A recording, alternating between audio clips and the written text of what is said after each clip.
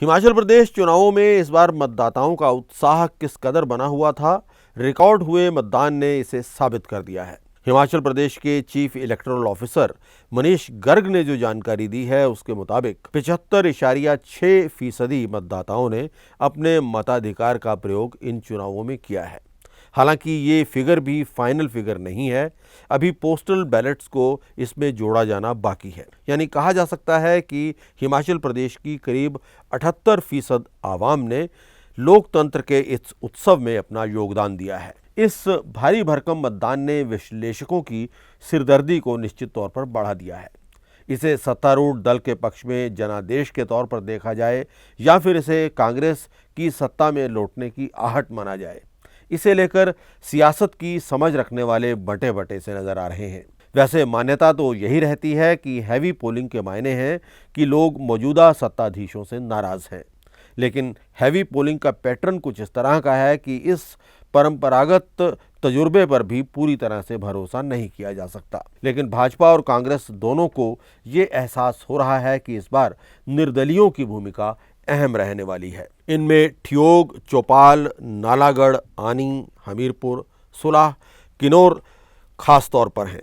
इसी तरह अर्की, बड़सर, करसोग, सुंदरनगर, पछाद, मंडी, बिलासपुर, बंजार, चंबा, फतेहपुर में भी कांग्रेस भाजपा के बागियों ने मुकाबले को रोचक बनाया हुआ है। जनता ने इनमें से किस बागी को जनादेश दिया है, ये तो खैर अब 8 दिसंबर को ही पता चल पाएगा।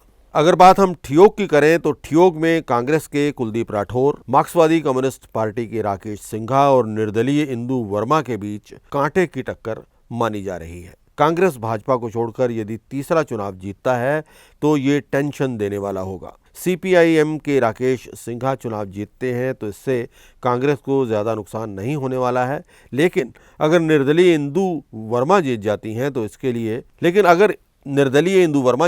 तो ये दोनों के लिए टेंशन वाली बात होगी, खासतौर पर कांग्रेस के लिए, क्योंकि पहले उन्हें पार्टी में ज्वाइन करवाया गया था और आखिर में उन्हें टिकट नहीं दिया गया।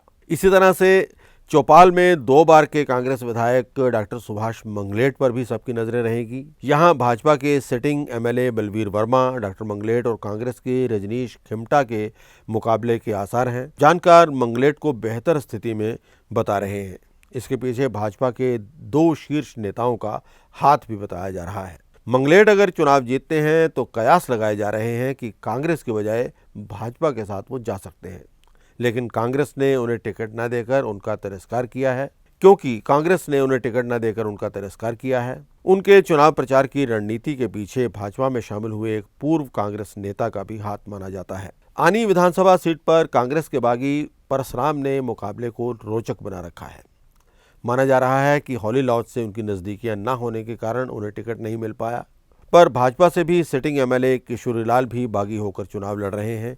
इन दोनों बागियों का कांग्रेस और भाजपा के साथ सीधे सीधे मुकाबला माना जा रहा है।